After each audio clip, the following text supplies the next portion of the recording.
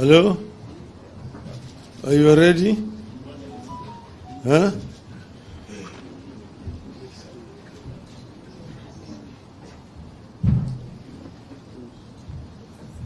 Are you ready now? Okay, gentlemen, I see no lady there. Huh? Oh, she's not yet ready. Are you ready? Okay. We have a statement that is going to be read on our behalf by Honorable Eugene Wamalwa. Karibu.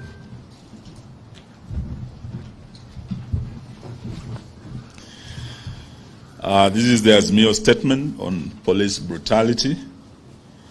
Today, Kenyans woke up to the reality of state-sanctioned execution, injuries, and even theft by police on Kenyans who exercise their constitutional protected rights to protest, to picket, to assemble, and to present petitions. Across the country, families are mourning and preparing to bury their loved ones who are victims of murderous police officers. Many families are in hospitals, nursing loved ones who are injured by police. Tens of people have been hospitalized with gunshot wounds, arrows, and pangas. Some of the victims are very young school boys and girls who are not even involved in the demonstrations. Hundreds of people are also being detained in police cells or have been arraigned in court for participating in a process that is protected by our Constitution. Among those in police custody is our very able Member of Parliament for Mavoko, the Honorable Patrick Makau. And as we speak, we've just learned of the arrest of the Honorable Wycliffe Ambetsa Oparanya. We demand immediate and unconditional dropping of all charges against Honorable Makau and Honorable Oparanya, who has been arrested just this evening, and all those who are arrested for participating in a constitutionally protected action of protesting against punitive policies. We're here today to condemn the senseless brutality and state-sanctioned execution of civilians by police, which is becoming the new normal in Kenya. We are deeply concerned at the repeated instances of police brutality against innocent and law-abiding citizens. Yesterday, this brutality gained a new notoriety. Police not only fired bullets at citizens who were gathering for a rally in Kamkunji, far from the CBD, they also fired tear gas into a primary school right here in Nairobi, exposing to mortal danger our very innocent children who had absolutely no idea or who are not involved in any way in these demonstrations. The brutality is not ad hoc. It is coordinated. It is even ethnicized. A special ethnic-based killer squad has been formed within the larger police service to brutalize and carry out summary execution of citizens in the name of protecting what they have been made to believe is their regime. This squad is taking instructions from an equally ethnic-based command structure that operates outside the official channels of the police service. As if this is not enough, a killer squad that is not part of the police service is being activated to operate as part of the police to brutalize Kenyans. This squad was in its true element yesterday. They were firing at protesters from unmarked vehicles that we know belong to the police in places like Mlolongo, and Kitengela. There were murders, injuries, arrests in as diverse places, including Machakos, Kisumu, Kisii, Busia, Wote, Emali, Meru, and Kilifi, among others. We're in the process of compiling complete data from across the nation on the victims of this operation, and we'll share the same with the country in due course. These acts of brutality are running side by side with politically supported acts of ethnic profiling in parts of the country where ethnic-based militias are being formed and facilitated to attack other communities with crude weapons with the support of the state.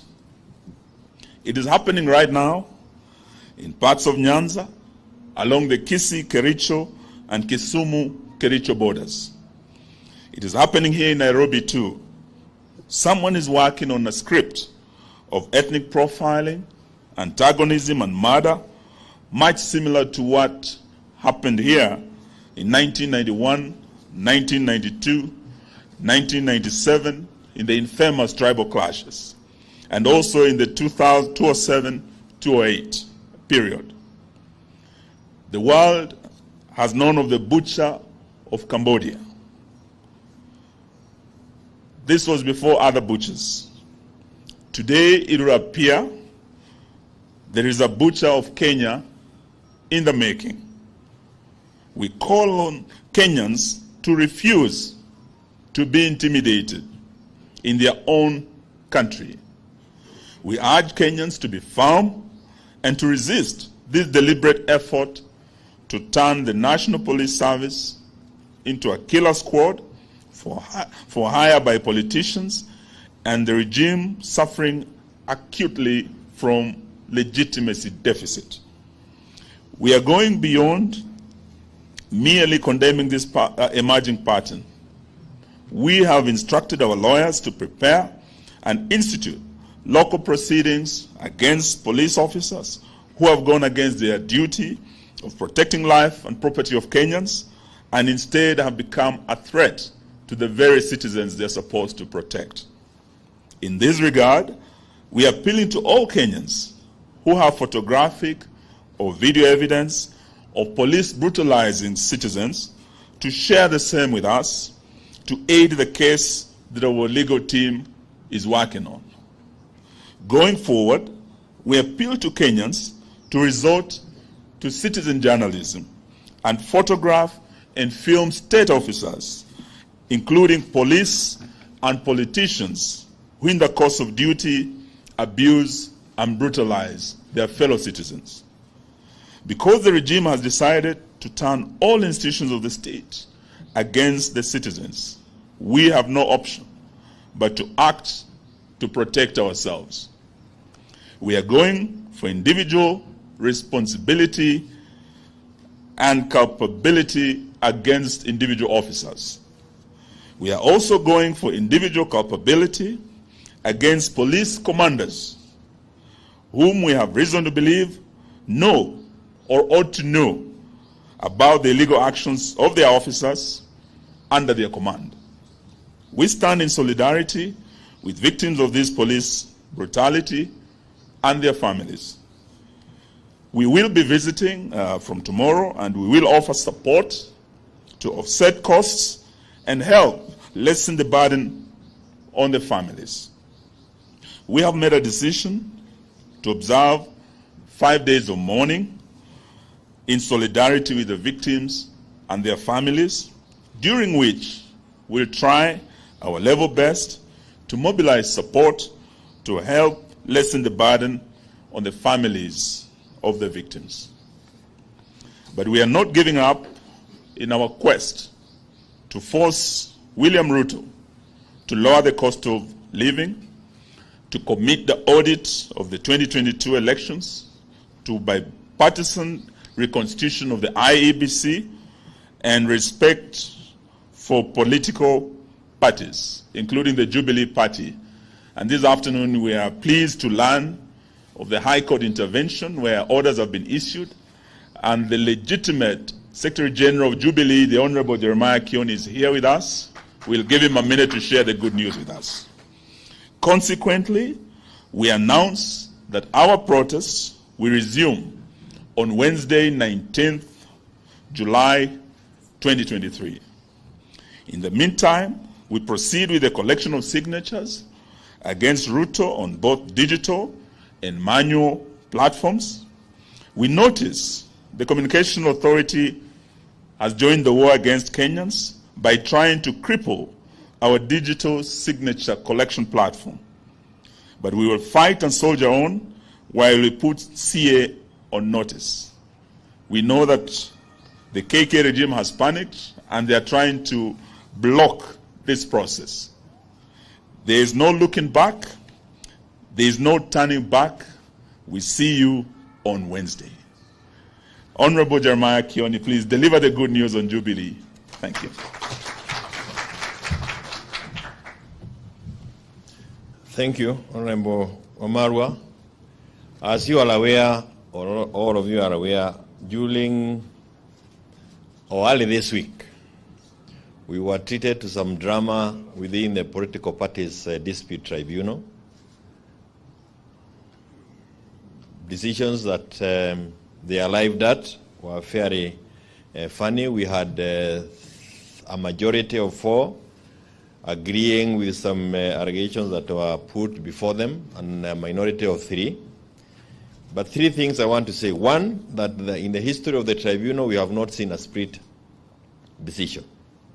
This was the first time that we had a decision of 3 or 4 versus 3. And it was also, the dissenting team also had an opportunity of presenting their case. But that notwithstanding, we moved to the High Court this morning. And I'm pleased to inform you and all members of Jubilee and Azimio fraternity as a whole that we were granted orders by the High Court this afternoon. And the orders are to the effect that everything that was done at the tribunal has been stayed. The officials of the party remain as was gazetted on the 22nd of March 2022, and that even the special gazette notice that purported to call, or let me just mention number 9131 of 2023 has also been stayed, and will be in court together on the 26th of July this year. So this is useful to know that within our system we still have parts of the judiciary that is judicious, and this is specifically the High Court. They are judicious and they are able to listen to issues. We will give you the copies of the orders so that you can actually see well-written and well-reasoned decisions that come from some of the courts that we have. We want to thank the High Court judges, and we also want to thank members of Jubilee who have remained faithful. Musije mkadanganywa, watu watariangarega hapa na kuringariga na kusema mambo mengi, lakini tunajua kwamba mwisho ukweli utapatikana na kwamba Jubilee will be part and parcel of Azimio. And we want to thank our Azimio leader, party leader, Raila Odinga, and the principals, because they have remained truthful and supportive of us as Jubilee, even during those very trying times. Multi-party is under attack. As the Ruto regime keeps killing people, innocent people during peaceful demonstrations, they are also very keen on killing political parties that remain the voice of the voiceless. I thank you.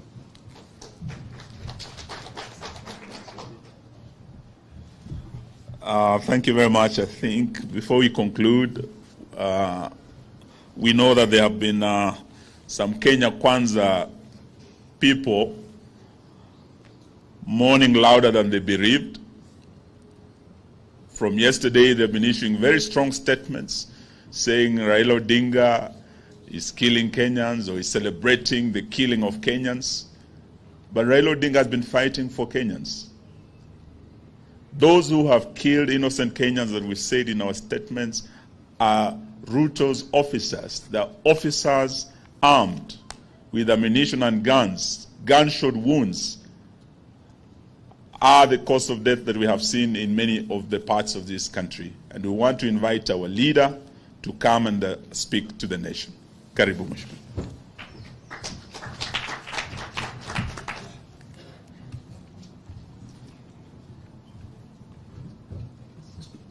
Kwanza nataka kuchukua fursa hii kutoa shukrani sana kwa Wakenya kwa yale ambayo walifanya jana. Wakenya walijitokeza katika pembe zote za nchi yetu, wazee, vijana, wakina mama, wote walijitokeza kuonyesha kutokuwa na imani yao na serikali dhalimu ambayo inawanyanyasa. Na vile sisi tuliwaagiza, Wakenya walijitokeza kwa njia ya amani. Hakukuwa na fujo. Kila mahali walipojitokeza walikuwa wanaimba, wakitembea vile imekubalika katika sheria zetu. Wakenya wana haki na uhuru ya kufanya maandamano, ya kukutana pamoja, na vile vile kupeleka kumbukumbu. Lakini tunasikitisha sana na vitendo ya serikali hii kupitia kwa polisi yao. Tuliona polisi jambazi ambayo walikuwa maamrishwa kujitokeza kama maadui ya Wakenya. Wakaanza kupigana na Wakenya kwa njia ya kijambazi. Wengi ya Wakenya wamepata majeraha, wengine wamefariki kupitia kwa risasi ambayo walipigwa nayo na polisi. Sisi tulikuwa tumeitisha mkutano Kamkunji.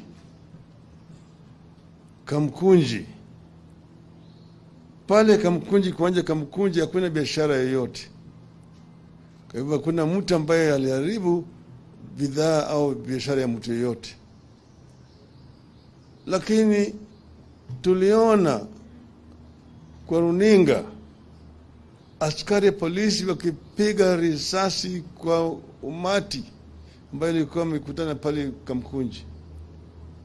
Wanasema ati wanaazimio wanaharibu biashara ya watu. Kule Kamkunji biashara ya nani ambayo ilikuwa inaharibika huko? Kukuta askari ya polisi akipiga risasi kwa umati ambayo imekusanyika kule kwa njia ya amani. Hiyo shabaha yao ilikuwa kuleta majeraha au kuwa Wakenya kiholela.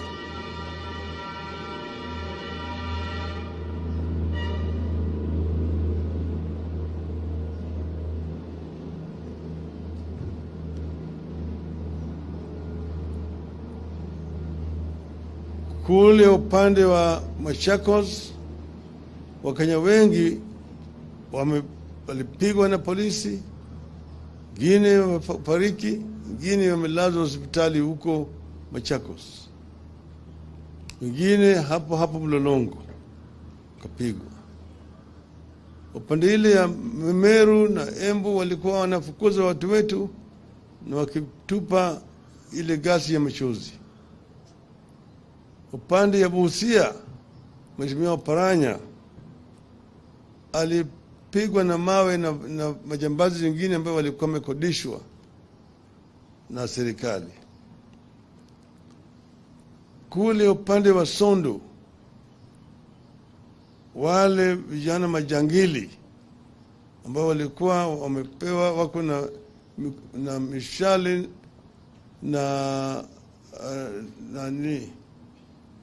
na mikuki, wamesababisha majeraha mengi zaidi kwa watu. Wapiga watu na mishale, hata kuna watu 2 ambao wamekufa huku upande ya Sondu, na watu karibu 18 wako kwenye melazwa kwenye hospitali, majeraha kupitia mishale huko. Tunaona mwanzo ya yale bila ya kijambazi ilikuwa inaitwa ethnic clashes ikirudi, na hiyo inaletwa na hii serikali bandia. Tumeona vitisho mengi zaidi, vile wanavyoongea, unatisha sisi, watu watashikwa, wanataka kuharibu uchumi na kadhalika. Sisi tumesema wazi ya kwamba sisi tutafanya kila kitu kutumia sheria. Hakuna maovu tumefanya, na wakiona kama wanasema tumefanya maovu, tumekiuka sheria, tuko tayari kushikwa na kupelekwa mahakamani. Hakuna mtu Kenya hii ambaye yuko juu ya sheria. Lakini hata Bwana Ruto yenyewe ajue ya kwamba yeye vile vile sio juu ya sheria. Anatisha watu kusema ngoja mtaona. Kama unataka kuua sisi, sema tata wewe vile vile utakufa tu. Hakuna mtu ambaye anakufa kifo. Lakini Wakenya wanatetea haki yao. Wakenya wana hasira kwa sababu ya haki yao ambayo imetishwa, haki yao ambayo imekanyagwa na hii serikali haramu. Sasa leo wameshika Mheshimiwa Makau, sahihi wameshika Oparanya, najua kesho watakuja kushika Martha, washike Kalonzo, washike Eugene, washike Wairia, Wajakoya, Ledama, watashika sisi zote hapa Eugene. Lakini baada ya hayo Kalonzo nyingine atatokea, Martha nyingine atatokea, Eugene nyingine atatokea, Wairia. Hii ni kama mto Nile imetoka Jinja inaelekea kule bahari ya Shamu. Ufanye nini huwezi kuzuia kufika huko. Itafika. Mto Nile itafika bahari ya kati. Wapende wasipende.